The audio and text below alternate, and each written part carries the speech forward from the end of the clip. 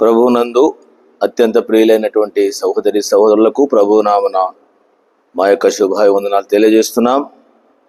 ఈ దినం మన యొక్క బైబిల్ పఠనముగా ప్రసంగి గ్రంథము 7-8 వచనాలను ఆధారం చేసుకొని కార్యారంభము కంటే కార్య అంతము మేలైనటువంటి యొక్క ఈ భాగాన్ని అనుసరించి మనము దేవుని వాక్యం చూస్తూ ఉన్నాం. గత దినములలో 7 సంఘములను గురించినటువంటి యొక్క విషయాన్ని మనం తలస్తూ ఉన్నాం. ఈరోజు 5వ సంఘము, ప్రకటన గ్రంథము 3వ అధ్యాయము మొదటి నుండి ఉన్నటువంటి 6 వచనాల వరకు ఉన్నటువంటి యొక్క భాగము. సార్తిస్సులో ఉన్న సంఘపు దూతకు ఇలాగు వ్రాయము. గమనించండి, సార్తిస్సులో ఉన్న సంఘపు దూతకు ఇలాగు వ్రాయము. 7 నక్షత్రములను దేవుని 7 ఆత్మలు గలవాడు చెప్పు సంగతులు ఏమనగా, నీ క్రియలను నేను ఎరుగుదును. ఏమనగా, జీవించుచున్నావన్న పేరు మాత్రం ఉన్నది కానీ నీవు మృతుడవే. దయచేసి గమనించండి, సార్తిస్సులో ఉన్నటువంటి యొక్క సంఘపు దూతకు రాస్తూ ఉన్నాడు. దూతకు, సంఘానికి ఎవరు అనంటే దూతకు రాస్తూ ఉన్నాడు. దేవుడు మాట్లాడాలంటే ఎవరు కావాలంటే దూత. దూత అంటే బైబిల్లో మనకు దూతలు ఉన్నారు. ఒక వర్తమానం పంపడానికి దేవుడు దూతలను వాడుకున్నాడు. మరియమ్మకు వర్తమానం తీసుకురావడానికి ఎవరిని వాడుకున్నాడు అనంటే గబ్రియేలు దూతను వాడుకున్నాడు. అట్లే జకరియా గారికి వర్తమానం చెప్పడానికి దూతను వాడుకున్నాడు. కాబట్టి దేవునికి ఎవరు కావాలంటే దేవుని దూతలు, అంటే ఆయన దేవుని దాసులు. ఆయన మాటను విని ఆ మాటను తెలియపరిచేటువంటి వారు. అందుకనే సంఘపు దూతకు సంఘానికి ఎవరు అవసరం అంటే దేవుని దూతలు, దేవుని దూత వినేటువంటి వాడు అవసరం. అందుకనే సంఘపు దూతకి ఇలాగూ రాస్తూ ఉన్నాడు. ఏమని రాస్తున్నాడు అంటే, 7 నక్షత్రములు దేవుని 7 ఆత్మలు గలవాడు చెప్పు సంగతులు ఏమనగా, నీ క్రియలను నేను ఎరుగుదును. ఏమనగా, జీవించుచున్నావన్న పేరు మాత్రం ఉన్నది కానీ నీవు మృతుడివే. దయచేసి ప్రియులారా గమనించండి, సార్తిస్సులో ఉన్న యొక్క సంఘపు దూతకు రాస్తూ సంఘం ఏ విధంగా ఉన్నది అనంటే, జీవించుచున్నావన్న పేరు మాత్రం ఉన్నది కానీ నీవు మృతుడవే. అంటే దేనివల్ల? క్రియల వలన. ఎఫెసీ పత్రికలో చెప్పినట్లుగా 2వ అధ్యాయంలో పాపముల చేతను అపరాధముల చేతను సచ్చిన వారమై ఉండగా అని ఉంది. సచ్చిన వారమైనటువంటి మనం. కాబట్టి ఇక్కడ కూడా ఏముంది? సచ్చిన వారి యొక్క విధానంలో నుండే దేవుడు తన స్వరక్తం ఇచ్చి కొని మనల్ని జీవింపజేసినాడు. దేవుని సంఘముగా, జీవము గల సంఘముగా చేసినాడు. ఈ జీవము కలిగినటువంటి సంఘం ఏమైపోయింది ఇప్పుడు అంటే, పేరు మాత్రం ఉన్నది కానీ మృతుడే అంట. పేరుంది. అందుకని ఈ దినాల్లో ఎక్కడ చూసినా ఏదో సంఘాలు అనేటువంటి పేరు, సంఘం అనేటువంటి పేరు కలిగి ఉన్నాము కానీ మన జీవితము మృత్యుమైనటువంటి జీవితం. దేనివల్ల అంటే క్రియల వలన. అందుకని నీ క్రియలు నేను ఎరుగుదును అన్నాడు. కాబట్టి మనం ఏం చేస్తున్నామో మన క్రియల వలనే మనము దేవుని బిడ్డలమా లేక సచ్చిన వారమా బతికిన వారమా అనేటువంటి యొక్క విషయాన్ని మనం ఎరగగలం. అందుకొరకనే దేవుడు హెచ్చరికగా తీర్మానం కొరకు మారు మనసు పొందడానికి అవకాశం ఇస్తూ దూతకు చెప్తూ ఉన్నాడు. ఇప్పుడు దూత ఏం చేయాలంటే సంఘానికి చెప్పాలా. సంఘములో ఇలాంటి యొక్క లోటుపాట్లున్నాయి. మన సంఘములో పేరు మాత్రమే ఉంది కానీ జీవితం లేదు, క్రియలు లేని జీవితంలో ఉన్నామని ఈ దూత సంఘానికి తెలియపరచవలసిన వాడుగా ఉంటూ ఉన్నాడు.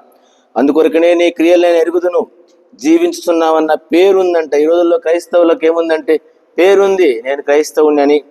కాబట్టి పేరుంది కానీ జీవితం లేదు. ఇదిని బట్టి 2 వచనాలను నేను మీకు గుర్తు చేయాలని తలస్తూ ఉన్నాను. ఒక వచనము, ఒక భాగము రోమీయులకు రాసిన పత్రిక, రోమపత్రిక 2వ అధ్యాయంలో ఈ విధంగా వ్రాయబడి ఉంటుంది. అధ్యాయంలో చాలా విషయాలు రాయబడ్డాయి కానీ ఓ చిన్న మాట నేను చదువుతున్నాను. 17వ వచనము, నీ యూదుడు అని పేరు పెట్టుకొని ధర్మశాస్త్రం ఆశ్రయించి దేవుని యందు అతిశయించున్నావు కావా? ఆయన చిత్తమెరిగి ధర్మశాస్త్రమందు ఉపదేశం పొందినవాడవై శ్రేష్టమైన వాటిని మెచ్చుకొనుచున్నావు కావా? జ్ఞాన సత్య స్వరూపమైన ధర్మశాస్త్రం గలవాడవై ఉండి, నేను గుడ్డి వారికి త్రోవ చూపువాడను, చీకటిలో ఉండు వారికి వెలుగును, బుద్ధిహీనులకు శిక్షకుడను, బారులకు ఉపాధ్యాయునై ఉన్నానని నీ అంతట నీవే ధైర్యం వహించున్నావు కావా? ఎదుటివానికి బోధించు నీవు, నీకు నీవే బోధించుకొనవా? దొంగిల వద్దని ప్రకటించు నీవు, దొంగిలేదవా? వ్యభిచరించవద్దని చెప్పు నీవు, వివేచరించదవా? విగ్రహములను అసించుకొని నీవు గుళ్ళను దోచెదవా? చూసినవా ఎలాంటి విధంగా ఉన్నారు? అందుకనే ధర్మశాస్త్రమందు అతిశయించు నీవు ధర్మశాస్త్రం మీరుట వలన దేవుని అవమానపరచదవా? వ్రాయబడిన ప్రకారం మిమ్మల్ని బట్టియే కదా దేవుని నామము అన్యజనుల మధ్య దూషించబడుచున్నది. గమనించినారా? రోమా సంఘము ఏ విధంగా ఉన్నది? ఈ విధంగా తలస్తుంది. యూదులు అని పేరుంది, కానీ జీవితం లేదు. ఎంత భయంకరమైన విధానంలో మనకు ఈ యొక్క రోమా సంఘం కనబడతా ఉంటుంది. కొన్నిసార్లు ఈ సంఘాన్ని చూస్తే ఏమైందట, 24:1-24లో హేతు చేత వారు తమ హృదయముల దురాశలను అనుసరించి తమ శరీరము పరస్పర అవమానపరుచుకున్నట్లు దేవుడు వారిని అపవిత్రాత్మకు అప్పగించేసినాడట. 28వ వచనం, మరియు వారు తమ మనసులో దేవునికి చోటియ నొల్లకపోయిరి గనుక చేయరాని కార్యం చేయడం దేవుడు భ్రష్టు మనసుకు అప్పగించినాడు. ఎందుకు? అట్టి వారి యొక్క జీవితము కింద ఈ క్రియలు ఏ విధంగా ఉన్నాయో మనకు రాయబడుతుంది. అందుకనే ప్రియులారా, ఈ మాటలు వినేటువంటి యొక్క మనం ఏ విధంగా ఉంటున్నాం? పేరు మాత్రం ఉంది కానీ క్రియలు లేకుండా ఉంటున్నామా? మరొకసారి ఇంకొక భాగంలో తీతు పత్రికలో ఈ విధంగా దేవుని దాసుడు తీతు పత్రికలో రాస్తూ ఉన్నాడు. తీతు పత్రిక 1వ అధ్యాయము 16వ వచనము. చాలా విషయాలు రాయబడ్డాయి కానీ 16వ వచనం, దేవుని ఎరుగుదుమని వారు చెప్పుకొందురు గాని అసహ్యులను అవిధేయులను ప్రతి సత్కార్య విషయము భ్రష్టులై ఉండి తమ క్రియల వలన ఆయన్ని ఎరగమన్నట్టున్నారు. క్రియలు కాబట్టి క్రియలు లేని జీవితము మృతం.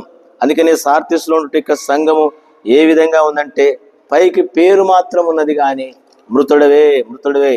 అయినా దేవుడు కనికరించి ఈ మీరు చెప్తున్నాడు 2వ వచనంలో, నీ క్రియలు నా దేవుని ఎదుట సంపూర్ణమైనవిగా నాకు కనబడలేదు గనుక జాగరూకుడవై చావనయున్న మిగిలిన వాటిని బలపరచుము. నీవేలాగో ఉపదేశం పొందుతావో ఏలాగో వింటివో జ్ఞాపకం చేసుకొని దాన్ని గైకొంచు మారు మనసు పొందుము. నీవు జాగరూకుడవై ఉండని ఎడల నేను దొంగవలె వచ్చేదను, ఏ గడియన నీ మీదకి వచ్చేదనో నీకు తెలియదు. కాబట్టి ప్రభు అనుకున్న రీతిగా వచ్చినప్పుడు నీ క్రియ జీవితం సరైన విధంగా లేకపోతే గొప్ప శిక్షకు తీర్పుకు గురి కావాలంటే విషయం. అందుకనే ప్రియుడా, ఈ మాటలు వింటున్నట్టు నీవు ఏ విధంగా ఉంటున్నావు? పేరు మాత్రమే ఉన్నదా, లేక జీవితం లేకుండా ఉంటే నష్టపోయినటువంటి సందర్భాలని మొదటి భాగంగా జ్ఞాపకం పెట్టుకోవాలి. ఒకప్పుడు మంచి పేరు కలిగినటువంటి వారు, ఒకప్పుడు దేవుని కొరకు ఎన్నో చక్కని క్రియలు చేసినటువంటి ఈ సంఘము రాను ఏమైందంటే మృత జీవితానికి, చచ్చిపోయినటువంటి జీవితాలు అంటే క్రియలు లేవు. ఈ దినాలలో సంఘాలలో సంఘం అని పేరుంది, మనుషులకు పేరుంది, ఎన్ని ఉన్నాయి కానీ వాస్తవంగా ప్రభుకు తగినటువంటి క్రియా జీవితం లేని దినాల్లో ఉన్నాం. ఇలాంటి జీవితంలో ఉన్నట్లు దేవుడు గనక మాట్లాడితే కంటాడు, 7 ఆత్మలు గలవాడు చెప్పు సంగతి. 7 ఆత్మలలో ఒక ఆత్మ కార్యం ఏంటంటే ఒప్పించే ఆత్మ. పాపమును గురించి, నీతిని గురించి, తీర్పును గురించి ఒప్పించే ఆత్మ ఉన్నదా? ఈ ఆత్మ 7 ఆత్మలో ఒక ఆత్మ నడిపించే ఆత్మ ఉంది. అందుకొరకనే ఈ మాటలు ఆత్మ ద్వారా గ్రహించి క్రియలు సరిగా లేకపోతే మారు మనసు పొందితే క్షేమం ఉంది, మేలుంది. లేకపోతే ప్రభు వచ్చినప్పుడు శిక్షకు గురయ్యేటువంటి వాళ్ళంగా ఉంటాం. మరొక భాగాన్ని కూడా ఈ గ్రంథంలోనే ఈ సంఘంలోనే ఉన్నాయి. 4వ వచనం, అయితే తమ వస్త్రములను అపవిత్రపరచుకొని కొందరు సార్తీసులో నీ యొద్ద ఉన్నారు. వారు అర్హులు గనుక తెల్లని వస్త్రము ధరించుకొని నాతో కూడా సంచరించెదరు. జయించువాడు అలాగున తెల్లని వస్త్రము ధరించుకొనును. జీవ గ్రంథంలో నుండి అతని పేరు ఎంత మాత్రమును తుడిచిపెట్టబడక నా తండ్రి ఎదుటను ఆయన దూతల ఎదుటను అతని పేరును ఒప్పుకొందును. ఇదే సంఘంలో దేవుని కొరకు తమ క్రియలు అంటే తమ వస్త్రములు వస్త్రములు అనంటే క్రియలు. కాబట్టి వాళ్ళ యొక్క వస్త్రాలు ఎటువంటి తెల్లని వస్త్రములు. అందుకని 4వ వచనములో, అయితే తమ వస్త్రములు అపవిత్రపరచుకొని కొందరు సార్తీసులో నీ యొద్ద ఉన్నారు. సార్తీసు అంటే ఎర్రనిది. సార్తీసు సంఘములో దేవుని కొరకు నమ్మకస్తులుగా జీవించే వాళ్ళు ఉన్నారు. తమ క్రియల వలన పవిత్రులు, తమ క్రియల వలన, అందుకని తమ వస్త్రాలు మార్చుకొని తెల్లని వస్త్రాలు ధరించుకున్నారంట. వాళ్ళ అర్హులు అంట. తెల్లని వస్త్రాలు ఏం చూపిస్తున్నాయంటే పవిత్రమైన జీవితానికి, పవిత్రమైన క్రియలకు చూపించిన సూచనగా ఉంటున్నాయి. అంతేకాకుండా 5వ వచనంలో 4 చివరి భాగంలో వస్త్రం ధరించుకొని నాతో కూడా సంచరిస్తారు. వారు ప్రభుతో ఉంటారంట. ప్రభుతో కూడా సంచరించేటువంటి వారిగా ఉంటున్నారు. ప్రియుడా, ఏ విధంగా ఉంటున్నాము? మొదటి భాగంలాగా ఉంటున్నావా? 2వ భాగంలాగా ఉంటున్నామా? మనమే గ్రహించవలసిన వారంగా ఉంటున్నాం. 5వ వచనము, జయించువాడు అలాగు తెల్లని వస్త్రం ధరించుకును. జీవ గ్రంథంలో నుండి అతని పేరు ఎంత మాత్రం తుడిచిపెట్టబడక నా తండ్రి ఎదుటను ఆయన దూతల ఎదుట నేను ఒప్పుకుంటాను. జీవ గ్రంథంలో నుండి పేరు తుడిచిపెట్టబడదు. జీవితం సరిలేకపోతే సార్తీసులో ఉన్నటువంటి సంఘంలాగా పేరు మాత్రమే కలిగి క్రియాపూర్వకమైన జీవితం లేకపోతే నీ పేరు తుడిచిపెట్టబడుతుంది. నీ పేరు తుడిచిపెట్టబడకముందే జీవితం సరి చేసుకొని మారు మనసు పొందితే నీ పేరు ఉంటుంది, నా పేరు ఉంటుంది. లేకపోతే మాటలు వింటూ కూడా అదే విధంగా జీవిస్తే పేరు తుడిచిపెట్టబడుతుందంటే దేవుని రాజ్యం లేకుండా దేవుని గ్రంథంలో నుండి నువ్వు తుడిచిపెట్టబడతావు. కాబట్టి అలాంటి శిక్షకు రాకుండానే ముందుగానే ఈ జయించేటువంటి వారు ఏ విధంగానైతే తమ వస్త్రాలను కాపాడుకొని తెల్లని వస్త్రం ధరించుకొని తీర్మానం చేసుకొని ప్రభు కొరకు జీవిస్తూ వచ్చినారో అలాంటి యొక్క జీవితంలోనికి మనం రావడానికి సిద్ధపడదాం. కాబట్టి మొదటి యొక్క భాగంలో మొట్టమొదటి ఆరంభంలో చక్కగా ప్రారంభించబడిన సంఘం మధ్యకు వచ్చినాక ఏమైందంటే క్రియల వల్ల చెడిపోయినారు, చచ్చిపోయినటువంటి వారు. అందులోనే చివరి వరకు కూడా ఏ విధంగా ఉన్నట్టు తమ వస్త్రములను కాపాడుకొని సిద్ధంగా ఉన్నారు. వారు దేవునితో కూడా సంచరిస్తారు. దేవుని యొక్క గ్రంథములో పేరు ఎంత మాత్రం తుడిచిపెట్టబడక ఉంటుంది. అంతేకాకుండా నా తండ్రి ఎదుట ఆయన దూతల ఎదుట అతని ఎదుట నేను ఒప్పుకుంటాను. దేవుని ఎదుట, తండ్రి అయిన దేవుని ఎదుట నీ పేరును లేక నిన్ను నన్ను ఒప్పుకునేవారుగా ఉండడానికి మనం కూడా జయించే జీవితం కలిగి ఉందాం. సంఘములతో ఆత్మ చెప్పుచున్న మాట చెవిగలవాడు వినుగాక. వింటున్నావా సంఘంలో? కాబట్టి సంఘం అని చెప్పుకుంటే నేను ఏ విధంగా ఉంటున్నాం? మొదట చక్కగా ప్రారంభించబడింది. తిరిగి దినాలలో క్రియలు లేని జీవితము, విశ్వాస తగినటువంటి క్రియాపూర్వకం లేని జీవితాలు ఉంటే పేరు తుడిచిపెట్టబడుతుంది, నష్టపోతాం. అది తుడిచిపెట్టక ముందే రెండవ భాగంగా ఉన్నటువంటి వారు తమ వస్త్రాలను అపవిత్రపరచుకోకుండా సార్తీసులో దేవుని కొరకు ఉన్నారు. వారు అర్హులు, దేవుని రాజ్యానికి అర్హులు. వారు తెల్లని వస్త్రములు అంటే పవిత్రమైనటువంటి క్రియలు కలిగి జీవిస్తున్నారు. అట్లాంటి వారు మాత్రమే ప్రభుతో సంచరిస్తారు, ప్రభుతో కూడా నడుస్తారు. వారే జయ జీవితం కలిగినటువంటి వారు. రేపు ప్రభుతో ఉంటాడు. ప్రభు దగ్గర దేవుడు ఆయన మనలను ఒప్పుకుంటాడు. వీరు నా కొరకు తెల్లని వస్త్రాలు కలిగి ఉన్నారు, వీరు నా కొరకు భూలోకములో జీవించినారు, తీర్మానం కలిగి ఉన్నారు, వారు నాతో సంచరిస్తారన్నాడు. అలాంటి యొక్క జీవితమును కలిగి ఉండడానికి మనము ప్రయత్నం చేస్తాం. ప్రియమైనటువంటి వారులారా, సంఘపు దూతకు ఓ సంఘం నడిపేటువంటి సేవకుడా లేక పరిచారకునివా, పెద్దలా దేవుని మాట వింటున్నామా?